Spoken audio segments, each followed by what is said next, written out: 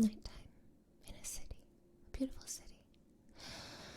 You're not in a bad part of town, not by any means, not really. I mean, the buildings around here are really nice. It might be dark, but it's kind of damp, dewy the way nighttime is. Nighttime is pretty dewy. And the lights are shining and reflecting off this damp dewiness that just covers everything. And it's beautiful in a way, peaceful almost. The way cities are beautiful at night and quiet in a way that they aren't during the day. I want you to imagine this. Just calm, silence, beautiful. Nothing really out of the ordinary. Just another night, and you're walking along. And maybe you notice the building, maybe you don't even notice it, because honestly all the buildings there look pretty similar, and it's an apartment complex. Then all of a sudden, you hear a scream, and you don't know where it's coming from, but it's coming from above, but it's rapidly getting closer to you, until bam! Out of nowhere, a woman's body is dropped to the ground. That was the person you heard screaming. And she's smashed onto the ground, and she's dead. She is very dead. And you're in shock. This was just a normal night. A completely normal night. And you look at this woman and you're just wondering how? Why? What is happening? But before you can even get your bearings, another scream. This time, another body hits the ground. And now, you're confused. Now, this situation has just become so much worse. Because maybe one, you can understand what happened. But two is dangerous. And you look up in shock, disbelief, horror. You look up because you have to see, because you know. And there, on a balcony, a young man staring down, looking, probably not at you, really. Probably just looking at the two bodies now on the ground. Those two bodies are his parents. This is Sergio. Sergio looks like he's also in shock. Very in shock. He doesn't look aggressive. He doesn't look angry. He looks like he's in shock. Like he can't believe what's just happened. He has no idea. He doesn't have words for it. But it's happened. And so he turns around and he walks slowly and calmly back inside. He's looking around and you see his apartment. And it's a bit strange. It's a weird apartment, really. There's this fish tank. This brightly lit fish tank. And it's uncomfortable in the way that some fish tanks can be. The way when you think about a fish tank and you think to yourself, oh, could you imagine being stuck in this glass container to be looked at and poked at forever, swimming in endless circles, no escape? It's creepy. It's fluorescently lit. But he's still walking, and he's calling out to someone now. He's calling out softly, to be honest. He's calling out Noah. Noah. And he moves calmly but slowly throughout the apartment, calling out to Noah. Noah doesn't respond until finally he finds her. She's in her room. It's his little sister. It's Sergio's little sister. He goes to her. He wraps his arm around her and he says to her, "It's okay. It's over now." And that is our introduction to Muted or Silencio. It's available on Netflix. Now we fast forward quite a few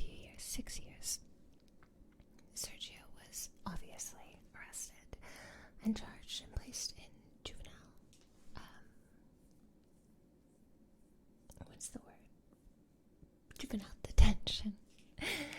He's been in juvenile detention for 6 years. The entire time, we find out, he hasn't spoken much. He didn't say a word when they questioned him about why he did it, how he did it. They have guesses. They have many guesses on what happened, how it happened. There's even been reenactments on TV for people to see. There's been people who've speculated, but no one really knows because Sergio didn't say a word. Not during the trial, the interrogation, not to psychiatrists. There's been a lot of psychiatrists that have come to see Sergio, to be honest. A lot. He hasn't spoken to a single one. I mean, some of them who were a little too pushy, who tried a little too hard. Sergio had no time for it, so he kind of just knocked them on their butts. You know what I mean? Anyways, this is 6 years into the future, and Sergio is being released from juvenile detention. He has a monitor, obviously, just like an ankle monitor. And we find out that even though he did murder and he was convicted and found guilty and served time in juvenile detention for the murder of his parents, he still inherited their apartment. The apartment. The one with the fish and the fishbowl. And their money. So Sergio's doing pretty okay, actually. I mean, everyone knows who he is, so it's a little bit dangerous. I mean, his neighbors are gonna know him. I mean, 6 years, you don't change that much, and he's been all over the news for years. Everyone knows who Sergio is. He's the balcony killer. He killed his parents. He's a monster. He's actually been released 9 months early, to be honest. Interesting. And so he's released. And as he's being released, he gets a little jumpy. You know, he spent 6 years in juvenile detention. I mean, I'm sure it wasn't the nicest place to be, especially since everyone knows what Sergio did. He probably got pretty used to watching his back. I mean, you would, right? I mean, other people might be pretty offended when they find out you killed your mother and your father in a pretty horrific way. But, you know, he's a little paranoid, and he probably has every right to be having again 6 years in juvenile detention, and the world knows you as a monster and probably wouldn't take too kindly if they saw you on the street and recognized you. You'd probably be jumpy. I'd be jumpy. I mean, I'd never do that, but also, I'd be pretty freaking jumpy. So he's looking over his shoulder. He's looking at everyone who passes by. He's walking through the subway, and he thinks, no, but yes, but maybe there's a man following him. There's a man not too far behind him, coming up the escalator. He's keeping his distance, but you know, there's something about him, something that's just triggering the hairs on the back of his neck, you know. So he tests the man. He gets to the top of the escalator, and then he turns around and goes down the other escalator. And his heart rate must be spiking at this point. He must be waiting in anticipation. Maybe this man knows who he is. Maybe he means to do him harm.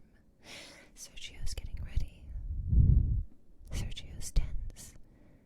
But the man keeps going. And Sergio seems to let out a little bit of relief. Maybe he's just crazy. Sergio isn't crazy. The man was following him. I mean, he even gets in trouble with his boss, Anna, for getting too close, for being seen by Sergio. Good thing he was wearing a hat so he won't recognize his face. Maybe he will, maybe he won't. He'll have to be more careful next time. Now we're introduced to Anna, and we find out why Sergio has been released 9 months early. Sergio is now an unwilling participant in Anna's first major experiment, and it really is a major experiment. I mean, they've set up cameras all over Sergio's apartment, every square inch recorded, tapped all of his phones. I mean, he's being entirely followed. Even his ankle monitor isn't really just an ankle monitor. Sure, it's tracking his location and they have access to that, but it's also tracking his heart rate. They can watch how Sergio is feeling at any given moment, at any given time. And they're fully watching him. They have so many screens, it's crazy. Now we find out who Anna is. Now we're introduced to Anna. Anna is different, very smart, obviously incredibly intelligent, beautiful too, although very dressed down.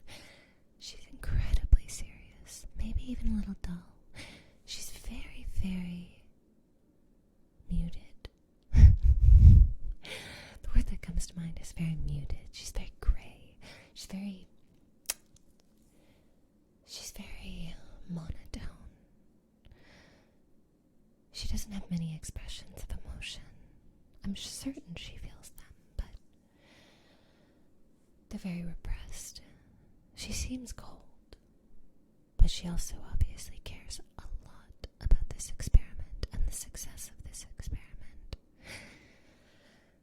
She's been watching Sergio for the last 6 years. Sergio was one of her first cases. Anna has been frustrated by Sergio's case for years. Sergio won't speak to her, won't speak to anyone. She's watched him. She knows everything there is to know about Sergio without actually speaking to Sergio, really. She knows who he's chosen to speak with. Again, not her. Not Anna. But he's chosen to speak with a priest.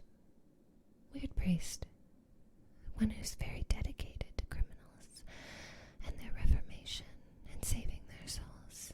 Sergio even has a job with him when he gets out. Since Sergio has never once spoken during the trial about how he did it, why he did it, he hasn't even confessed, really. Since he's never, ever said anything to anyone about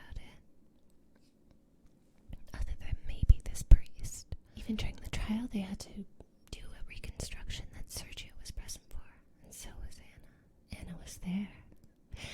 Anna was working with another psychiatrist at the time, watching the whole time.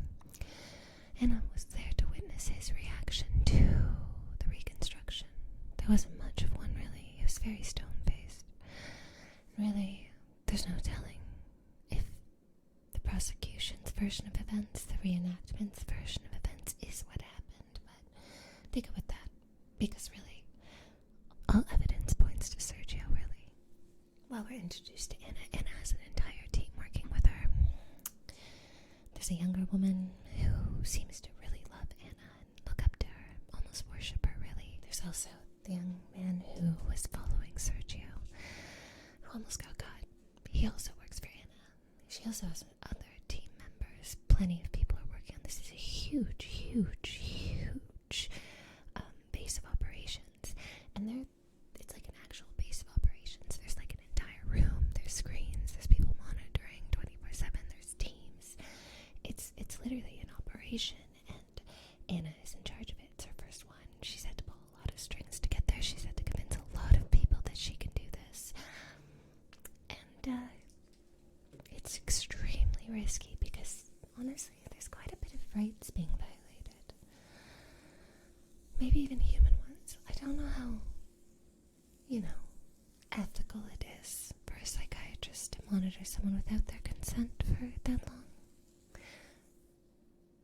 But this is where we are.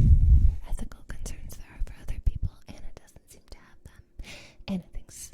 Anna knows she can do this, to be honest. She believes in herself, and she wants to see if he's going to snap and become unstable again. But really, we know there's something else going on with Anna. There's something else. There's something about this that just bothers her. Like she needs to understand Sergio. Well, we're introduced to her, and they're starting their experiment, and we watch Sergio arrive at home, and all of this is going on. Another man comes in to Anna's base of operation. This is Sub-Inspector Agent, or whatever, Cabrera. He's kind of an ass. Like, right off the bat, he's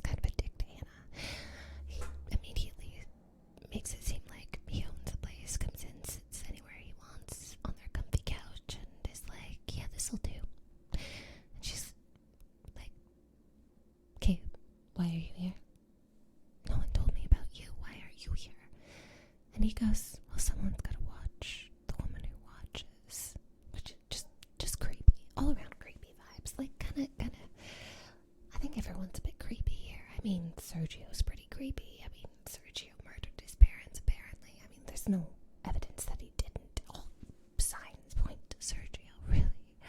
And then there's Anna, who definitely violating a lot of human rights, a lot of ethics. There's got to be like dozens of ethical violations going on with her, but she seems to have no problem with it because she is after one goal, and she says it's to monitor to see if he's going to snap, but I don't know. It seems more like she really just wants to know who she needs to know who Sergio is. One goal. That's her goal. And then we got Agent Cabrera, who is, honestly, he's given really douchey vibes. He's given the most, like, you know he's an ass. He knows he's an ass. He's honest about it, at least. There's that. While this is all going on, the priest, Nathaniel, his name is Nathaniel. I'm probably just going to call him Nate, to be honest, because, honestly, Nathaniel is awkward for me to say, since I don't speak Spanish. But Nate, priest Nate, shows evangelical priest Nate shows up at Sergio's door, picks him up, tells him to bring like a shirt and a cross with him. I guess that's the uniform. And then he takes him with him. And Sergio's all gung-ho, and he does speak. Finally, we hear Sergio speak, and he seems very deferential, very respectable of priest Nate. So he goes with the priest.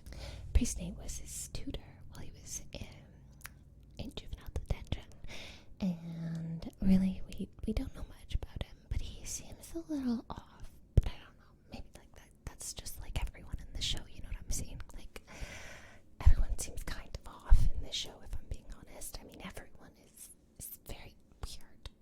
It's very tense. Everything is tense. But Sergio goes with him. I don't know if maybe I'm having like biases here about priests, but like the priest seems weird vibes, kind of creepy.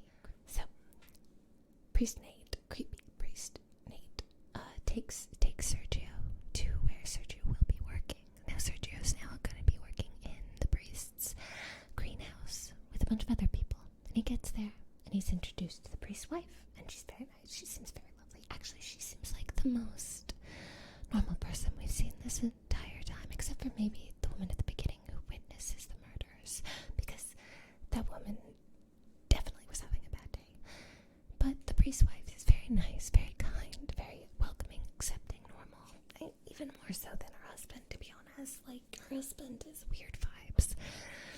The priest is weird. It gave me weird vibes, and I think it's supposed to. Like, you're supposed to be like, what is going on with this priest? Is he good? Is he bad? Has he done something? Why does Sergio trust only him? Because apparently he really does only seem to be trusting this frickin' priest. He won't talk to any of the psychiatrists. He definitely wasn't talking to Anna. Poor Anna. Anna's a little surprised by this too. And they're still watching this entire thing. They watch him, they follow him, they send a car. They almost lose him, and we see how tense this is in Anna. Anna cannot take her eyes off of Sergio, not even for a second, because they only lose him for a second, and they still have a tracking on him. I mean, he's still got his ankle monitor on him. They know where he's going. But it's a lot for Anna when they don't have visuals on him. It's too much. But then they pick it up again. They've got cameras. They've got access to cameras and everything right outside the greenhouse where he'll be working. And so Anna comes down, and we watch them watch him. Yeah, we watch them watch him. There's a lot of watching going on here, okay? In the meantime, Sergio's met the wife. He's at the greenhouse. And then we see Sergio go into the greenhouse first with the wife. And outside, another character whose name totally escapes me.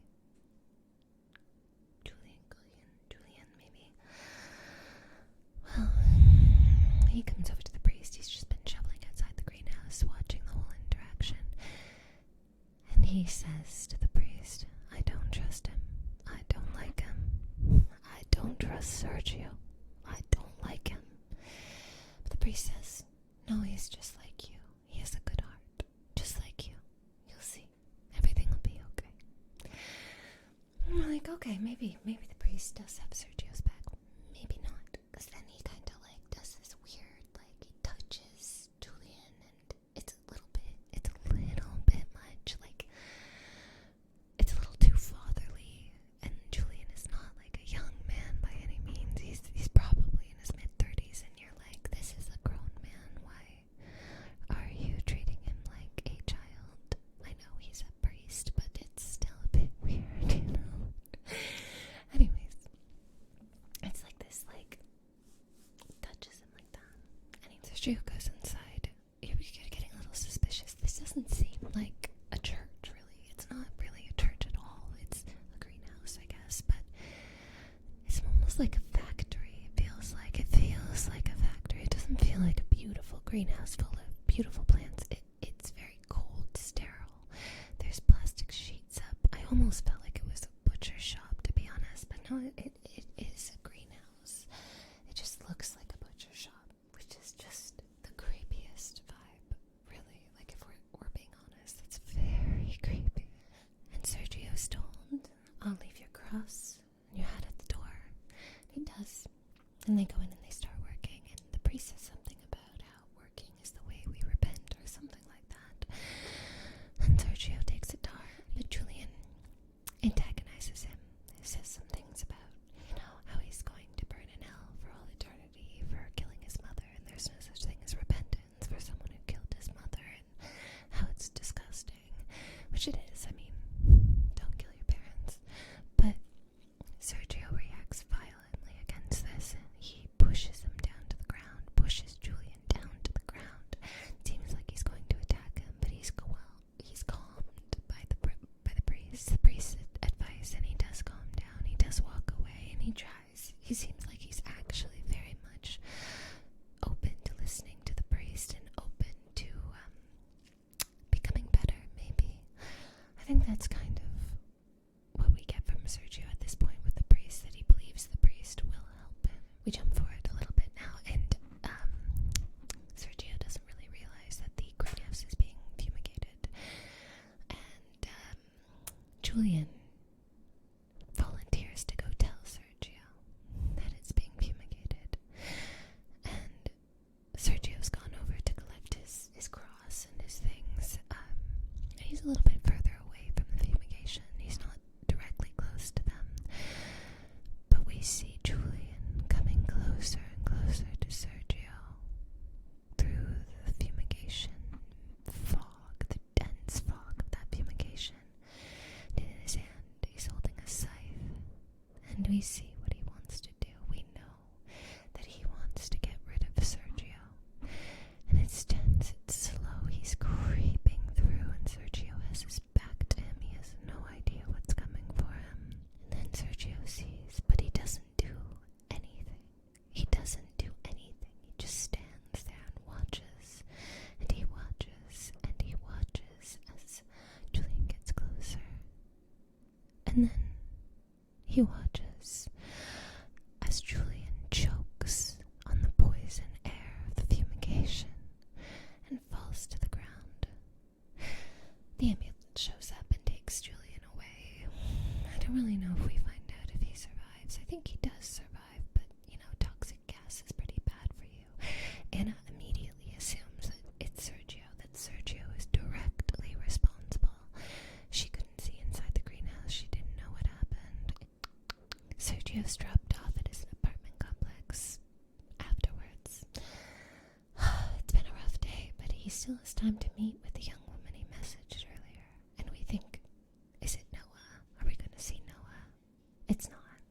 It's not Noah at all. It's a young woman, a young lady. She's very young. She's probably about Sergio's age.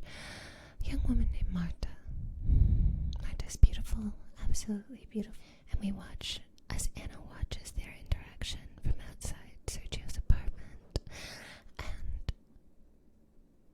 Marta comes closer and closer, and they seem to meet for a second, only a moment. And in that moment, it seems like Marta's hand had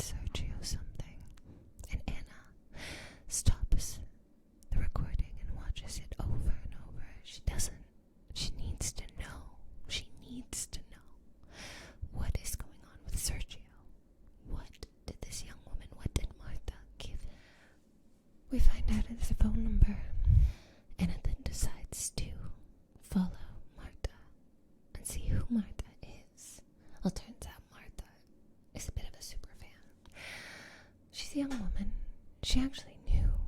She knew who Sergio was. She actually knew him before he was incarcerated, before all of that happened. While Anna's having Martha followed around, we see a little bit about who Martha is. Martha works at a clothing store. Martha has a boyfriend. He seems nice. He's put together, real estate agent. He seems very, very, very nice to Martha. Martha's a little bit less put together, or maybe she's just more young. Like, she actually seems to be acting her age, whereas her boyfriend seems like he's kind of giving off like a 30-year-old in a 20-year-old's body, you know what I mean? Like, honestly, these kids are still kind of kids, and Martha definitely seems more like a kid. She's still a teenager. I think that they're all still kind of 18 or something, to be honest, or 19. And she dresses her age. She wears big bomber jackets, the big red jacket. She got her hair all done up. She's beautiful. She's very young. She dresses stylishly, but in a fun way, in a kind of out there way, confident. She's also a super fan of Sergio's. She's one of those people, the kind that write letters to convicted murderers, serial killers, the groupies of these people.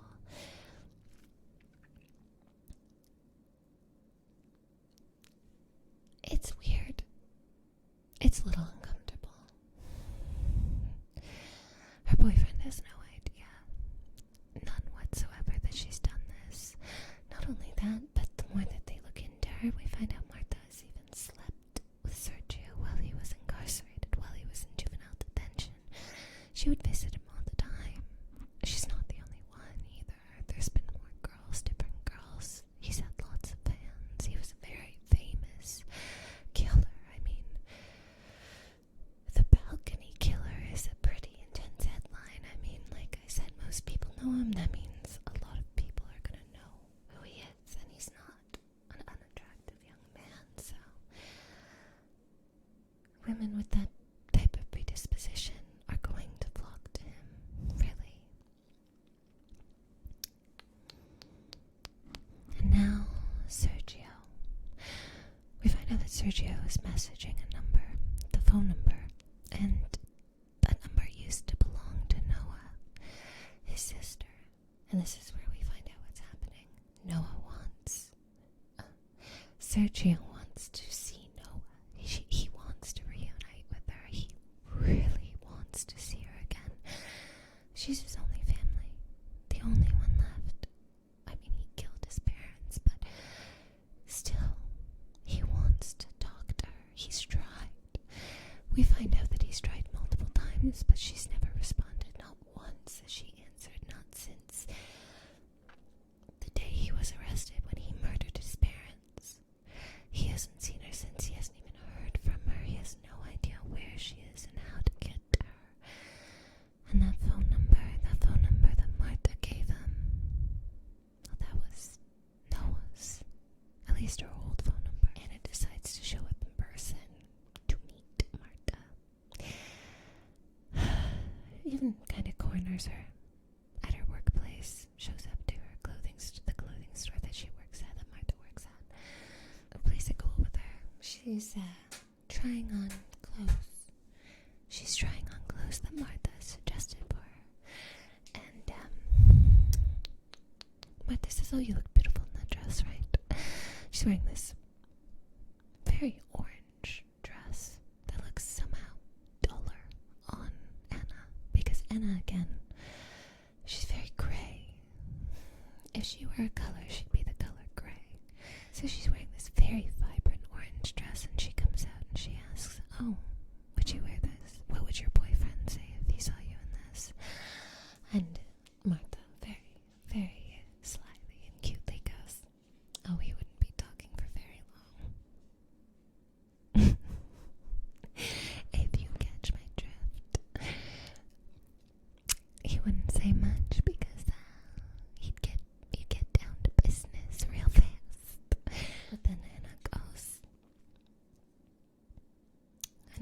Sergio say if he saw you in this dress? And Martha knows that something is about to happen. Anna takes Martha to her base of operations, right into the building, which is just seems like a very big risk that Anna is taking, to be honest, because now she's kind of making it so, at any point in time, Martha, the super fan who has slept with Sergio, that has written him letters and has done anything to help Sergio, now knows that Sergio's being watched, and she could just tell Sergio. I mean, that would get her brownie points, you know what I'm saying? But I don't know. Anna takes the risk. Anna's determined, and she believes she can read people, and maybe she can. She seems like she's very confident in her abilities. I mean, I kind of believe that she knows how to do that, how to read people super well, that she knows and trusts that Martha won't go blab to Sergio right away. And she explains to Martha that Martha isn't alone. Martha isn't the only person who has this kind of obsession, this attraction towards criminals, especially incarcerated ones. And I even explains it to Martha, like it's a sickness, like it's something that, she doesn't have to be ashamed of. It's just a sickness of the mind. And she explains to Martha, because Martha says, I love my boyfriend. I don't love Sergio. I just want to help Sergio. I just need to help Sergio. And Anna understands this. Anna seems to know a little bit too much. And I know she's a psychiatrist, but she knows the Latin term for the word for someone who's attracted or has a attraction towards incarcerated criminals. She even knows the subclass of someone who's attracted to the incarceration aspect, which apparently Martha falls under because she doesn't really want to be involved with Sergio outside of the prison setting. In the prison, it's under control. She's in control of everything. She can walk away. She's safe. But outside, now that he's released, there's no more control. She can't control Sergio. She knows what Sergio's done. She still wants to help him. So Martha makes it very clear that she's been trying to help Sergio find Noah. And trying to help him in any way she can, really. To heal, to get better as a person. And Anna decides to rope her into the entire operation, even though Martha is basically someone she just picked up off of the street, to be honest. But she decides, hey, let's just do that, you know what I'm saying? Let's just rope in this random girl who no one really knows about, and we don't know if we can trust her, but Anna apparently trusts her, so that's good enough for Anna. Even Cabrera comes in while Martha's still there, and Anna immediately gets Martha to leave. Tells her to think about what they've spoken about, to think about helping Anna, because Anna makes it very clear to Martha that she's there to help Sergio. She believes in Sergio as well, and she wants to help Sergio. And it's believable. It's actually the most emotion we see out of Anna so far. The most emotion comes out of her when she says those words, that she also wants to help Sergio. And I believe it. We believe it. I don't know if maybe Anna's just a very good actor, but she's never seemed to want to act. But maybe she's just saying it to, manipulate Martha into doing it for her, to getting close to Sergio, to spying on Sergio for her.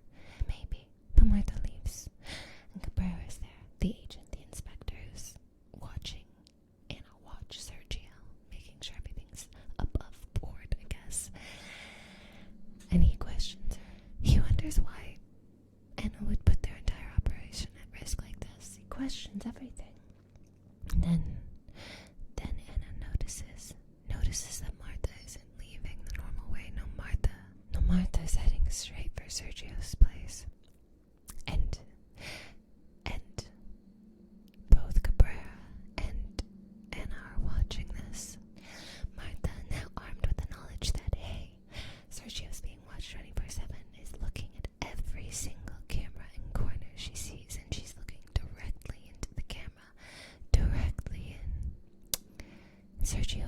door